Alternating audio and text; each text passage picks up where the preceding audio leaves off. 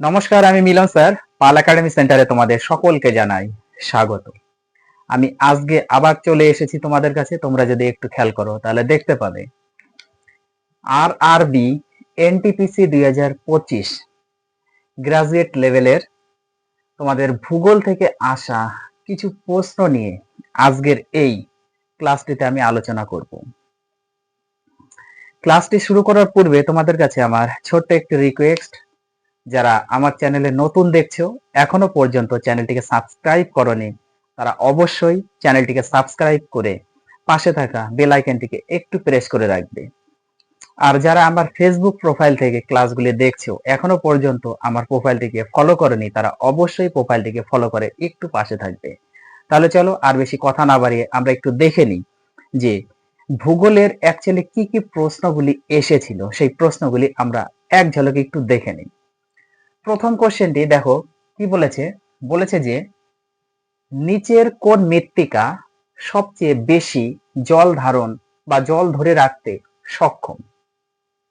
নিচের কোন মৃত্তিকা সবচেয়ে বেশি জল ধরে রাখতে সক্ষম। এখানে আমি প্রথম যে কোশ্চেনটিতে একটু অপশন দিয়ে রেখেছি। অপশন নাম্বার 1 এ আছে লাল মৃত্তিকা, অপশন নাম্বার 2 তে আছে কালো মৃত্তিকা, অপশন নাম্বার 3 তে আছে মরুভূমির মৃত্তিকা, অপশন নাম্বার 4 এ আছে পলি মৃত্তিকা। তাহলে এই চারটি অপশনের মধ্যে সঠিক অ্যান্সার হয়ে যাবে তোমাদের অপশন নাম্বার 2 কালো মৃত্তিকা। এই কালো মৃত্তিকার জল ধরে রাখার ক্ষমতা সবচেয়ে বেশি। ওকে, তারপরে কোশ্চেন দেখো কি বলেছে। বলেছে যে ডেজার্ট ন্যাশনাল পার্ক কোন বিপন্ন পাখির জন্য বিখ্যাত। ডেজার্ট ন্যাশনাল পার্ক কোন বিপন্ন পাখির জন্য বিখ্যাত। খুব ইম্পর্টেন্ট কোশ্চেনগুলি, প্রত্যেকটি কোশ্চেন। এটির অ্যান্সার হবে great Indian bastard. Great Indian bastard যে পাখি, সেই পাখির জন্য এই ডেজার্ট ন্যাশনাল পার্ক বিখ্যাত ছিল, কিন্তু এখন সেটা বিপন্ন হয়ে গেছে। ওকে, তারপরে কোশ্চেন দেখো কি। ভারতের পশ্চিম উপকূলীয় সমভূমিতে কোন ধরনের উপকূলীয় সমভূমি হিসাবে শ্রেণীবদ্ধ করা হয়। কি বলেছে কোশ্চেনটি আরেকবার রিপিট করি। দেখো বলেছে যে ভারতের পশ্চিম উপকূলীয় সমভূমিতে কোন ধরনের উপকূলীয় সমভূমি হিসাবে শ্রেণীবদ্ধ করা হয়। অ্যান্সারটি হয়ে যাবে নিমজ্জিত উপকূল। নিমজ্জিত উপকূল হিসাবে শ্রেণীবদ্ধ করা হয়। ওকে, তারপরে কোশ্চেন দেখো কি বলেছে। ভারতের কোন অঞ্চল শোলা অরণ্যের জন্য পরিচিত। ভারতের কোন অঞ্চল শোলা অরণ্যের জন্য পরিচিত। সঠিক অ্যান্সার পশ্চিমঘাট পর্বত। পশ্চিমঘাট পর্বত হলো ভারতের শোলা অরণ্যের জন্য পরিচিত। খুব ইম্পর্টেন্ট কোশ্চেনগুলি। তারপরে কোশ্চেন দেখো কি বলেছে। বলেছে ভারতের জনসংখ্যার ইতিহাসে, ভারতের জনসংখ্যার ইতিহাসে কোন পর্যায়টিতে মৃত্যু হার তীব্রভাবে কমে এবং জন্মহার উচ্চ থাকে। দেখো কোশ্চেনটি আরেকবার রিপিট করছি। কোশ্চেনটি দেখো কি বলেছে। বলেছে যে ভারতের জনসংখ্যার ইতিহাসে কোন পর্যায়টিতে মৃত্যু হার তীব্রভাবে কমতে থাকে, ওকে, এবং জন্মহার উচ্চ থাকে। ওকে, তাহলে আমরা একটা দেখে নিই অ্যান্সারটি কি। সঠিক অ্যান্সারটা হচ্ছে পর্যায় নাম্বার 3। পর্যায় নাম্বার 3 1951 থেকে 1981 মধ্যে, 1951 থেকে 1981 মধ্যে পর্যায় নাম্বার 3 তে এই ঘটনাটি ঘটে থাকে। সেটি হচ্ছে মৃত্যুহার তীব্রভাবে কমে এবং জন্মহার উচ্চ থাকে। ক্লিয়ার। তারপরে কোশ্চেন দেখো কি বলেছে। ভারতের মূল ভূখণ্ডের মধ্যে কোন রাজ্যের উপকূল রেখা সবচেয়ে দীর্ঘ। ভারতের মূল ভূখণ্ডের মধ্যে কোন রাজ্যের উপকূলের রেখা বা উপকূল রেখা সবচেয়ে দীর্ঘ। সঠিক অ্যান্সার গুজরাট। গুজরাট যে রাজ্য, সেই গুজরাট রাজ্য হচ্ছে এই মূল ভূখণ্ড, ভারতের মূল ভূখণ্ডের মধ্যে, হ্যাঁ, এই গুজরাট রাজ্যের উপকূল রেখা সবচেয়ে হচ্ছে দীর্ঘ। ক্লিয়ার। তারপরে কোশ্চেন দেখো কি বলেছে। ভারতে যে সেচ প্রকল্পগুলির চাষযোগ্য নিয়ন্ত্রণ এলাকা, ভারতে যে সেচ প্রকল্পগুলির চাষযোগ্য নিয়ন্ত্রণ এলাকা, যেটাকে সিসিএ বলা হয়, 10,000 হেক্টরের বেশি, সেগুলিকে কি বলে। কোশ্চেনটি আরেকবার রিপিট করি। কি বলেছে, ভারতে যে সেচ প্রকল্পগুলির চাষযোগ্য নিয়ন্ত্রণ এলাকা 10,000 হেক্টরের বেশি, সেগুলিকে কি বলে? সেগুলিকে বলা হয় প্রধান প্রকল্প। এই প্রধান প্রকল্পের আরেকটি নাম আছে, তোমাদের অনেক সময় প্রধান প্রকল্প দিতে পারে কিংবা অপশনে দিতে পারে মেজর প্রজেক্ট। মেজর প্রজেক্টকেই বলা হয়েছে প্রধান প্রকল্প, অথবা মেজর প্রজেক্ট না দিয়ে দিতে পারে তোমাদের মেইন প্রজেক্ট। ওকে, মেইন প্রজেক্ট বা মেজর প্রজেক্ট বা প্রধান প্রকল্প বলা হয়ে থাকে। তারপরে কোশ্চেন আমরা একটু চোখ রেখে নিই। দেখো পরে কোশ্চেনে কি বলেছে। পরে কোশ্চেনটি বলেছে যে নিম্নলিখিত কোনটি ইন্দাস নদী অববাহিকা ব্যবস্থার একটি প্রধান নদী? কি বলেছে কোশ্চেনটি? বলেছে যে নিম্নলিখিত কোনটি ইন্দাস নদী অববাহিকা ব্যবস্থার একটি প্রধান নদী? অপশনটা আমরা একটু দেখে নিই। অপশন নাম্বার 1 বলেছে রাভি নদী, অপশন নাম্বার 2 বলেছে যমুনা নদী, অপশন নাম্বার 3 বলেছে গোদাবরী নদী, অপশন নাম্বার 4 বলেছে কাবেরী নদী। এই চারটে অপশনের মধ্যে আমাদের সঠিক অ্যান্সার হয়ে যাবে অপশন নাম্বার 1 রাভি নদী। ওকে, এই রাভি নদীটি হলো ইন্দাস নদী অববাহিকা ব্যবস্থাপনার একটি প্রধান নদী। ক্লিয়ার? তারপরে কোশ্চেন দেখো কি বলেছে। বলেছে যে শুষ্ক অঞ্চলে কৃষির প্রধান বাধা কি? শুষ্ক অঞ্চলে কৃষির প্রধান বাধা কি?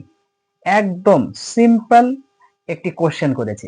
শুষ্ক অঞ্চলে কৃষির প্রধান বাধা কি? সঠিক অ্যান্সার হচ্ছে জল প্রাপ্তির অভাব।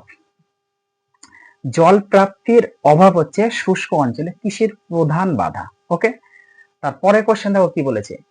বলেছে যে নিচের কোন কৃষি পদ্ধতি প্রধানত উত্তর পূর্ব ভারতে ব্যবহৃত হয় এবং মাটির ক্ষয় ঘটায়? কোশ্চেনটি আরেকবার রিপিট করি। বলেছে নিচের কোন কৃষি পদ্ধতি প্রধানত উত্তর পূর্ব ভারতে ব্যবহৃত হয় এবং মাটির ক্ষয় ঘটায়? আমরা অপশনটা একটু দেখে নিই। অপশন নাম্বার 1 বলেছে মিশ্র চাষ, অপশন নাম্বার 2 বলেছে স্থানান্তরিত কৃষি, 3 নম্বরে বলেছে সিঁড়ি আকৃতির কৃষি, 4 নম্বরে বলেছে দুগ্ধ চাষ। তাহলে এই চারটি অপশনের মধ্যে আমাদের সঠিক অ্যান্সার হয়ে যাবে অপশন নাম্বার 2 স্থানান্তরিত কৃষি। ওকে, তাহলে নিচের কোন কৃষি পদ্ধতি প্রধানত উত্তর পূর্ব ভারতে ব্যবহৃত হয় এবং মাটির ক্ষয় ঘটায়? সঠিক অ্যান্সার স্থানান্তরিত কৃষি, অপশন নাম্বার 2। তারপরে কোশ্চেন মহানদীর মোট দৈর্ঘ্য কত? মহানদীর মোট দৈর্ঘ্য কত? আমরা জানি মহানদীর মোট দৈর্ঘ্য 851 কিলোমিটার। ওকে, 851 কিলোমিটার হচ্ছে মহানদীর মোট দৈর্ঘ্য। তারপরে কোশ্চেন দেখো কি বলেছে। বলেছে যে নিচের কোন নদী গঙ্গার উপনদী নয় বরং সরাসরি বঙ্গোপসাগরে প্রবাহিত হয়? নিচের কোন নদী গঙ্গার উপনদী নয় বরং সরাসরি বঙ্গোপসাগরে আবার প্রবাহিত হয়? অপশন দেখে নিই। প্রথমে 1 নাম্বার গোমতী, 2 নাম্বারে ঘরগড়া, 3 নাম্বারে কোশি, 4 নাম্বারে মহানদী। তাহলে এই চারটি অপশনের মধ্যে সঠিক অ্যান্সার হয়ে যাবে হচ্ছে মহানদী। ওকে, তাহলে গঙ্গার উপনদী নয় বরং সরাসরি বঙ্গোপসাগরে প্রবাহিত হয়েছে। তারপরে কোশ্চেন দেখো কি বলেছে। বলেছে সবরমতী নদী নিচের কোন স্থান থেকে উৎসারিত হয়? সবরমতী নদী নিচের কোন স্থান থেকে উৎসারিত হয়?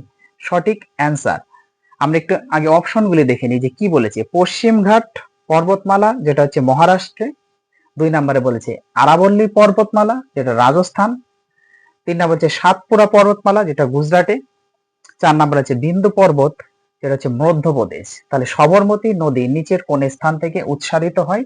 সঠিক অ্যান্সার হয়ে যাবে অপশন নাম্বার 2 আরাবল্লী পর্বত, যেটা হচ্ছে রাজস্থান। ওকে, তাহলে এটা হচ্ছে আমাদের সঠিক অ্যান্সার অপশন নাম্বার 2 আরাবল্লী পর্বত, যেটা হচ্ছে রাজস্থানের। তারপরে কোশ্চেন কি বলেছে। নিচের কোন ভারতীয় রাজ্যের উপকূল রেখা নেই? নিচের কোন ভারতীয় রাজ্যের উপকূল রেখা নেই? আমরা অপশনগুলো একটু দেখে নেই। দেখো অপশন নাম্বার 1 বলেছে রাজস্থান, অপশন নাম্বার 2 বলেছে গুজরাট, অপশন নাম্বার 3 বলেছে ওড়িশা, অপশন নাম্বার 4 বলেছে অন্ধ্রপ্রদেশ।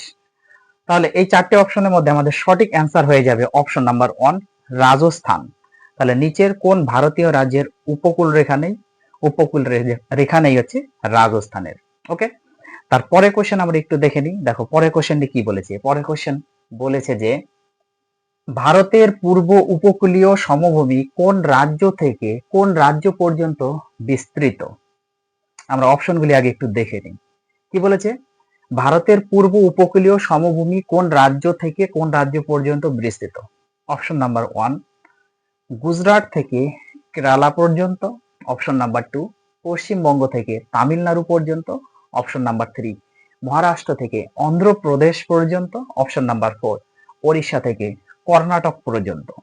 এই প্রশ্নের সঠিক অ্যান্সার হয়ে যাবে পশ্চিমবঙ্গ থেকে তামিলনাড়ু পর্যন্ত। ওকে, তাহলে ভারতের পূর্ব উপকূলীয় সমভূমি পশ্চিমবঙ্গ থেকে তামিলনাড়ু পর্যন্ত বিস্তৃত। ক্লিয়ার? আজকের লাস্ট প্রশ্ন তোমাদের, 24 ডিগ্রি অক্ষাংশ ভারতের কোন রাজ্যের রাজধানীর সবচেয়ে কাছে দিয়ে অতিক্রম করে? 24 ডিগ্রি অক্ষাংশ ভারতের কোন রাজ্যের রাজধানীর সবচেয়ে কাছে দিয়ে বা কাছে দিয়ে অতিক্রম করে? Option number 1 Patna, option number 2 Bhopal, option number 3 Raipur, option number 4 Dispur. এই প্রশ্নের সঠিক অ্যান্সার হচ্ছে অপশন নাম্বার 2 ভোপাল। ওকে, এই ভোপাল হচ্ছে সঠিক অ্যান্সার। তাহলে 24 ডিগ্রি অক্ষাংশ ভারতের কোন রাজ্যের রাজধানীর সবচেয়ে কাছে দিয়ে অতিক্রম করে? সঠিক অ্যান্সার হচ্ছে ভোপাল। তাহলে এই ছিল তোমাদের ভূগোল থেকে আসা জিকের পার্ট অনের ক্লাস। এই কোশ্চেন গুলো তোমরা একটু রিভাইজ করো। আমি আবার আসবো তোমাদের সাথে পরবর্তী পার্ট নিয়ে। এবং সর্বশেষে যদি ক্লাসটি তোমাদের ভালো লেগে থাকে তাহলে অবশ্যই একটা লাইক করতে কেউ ভুলবে না। আর যাদের সমস্যা আছে তারা অবশ্যই আমাকে একটু কমেন্ট বক্সে কমেন্ট করে জানাবে। তাহলে আমি আজকের মতো এখানেই শেষ করছি।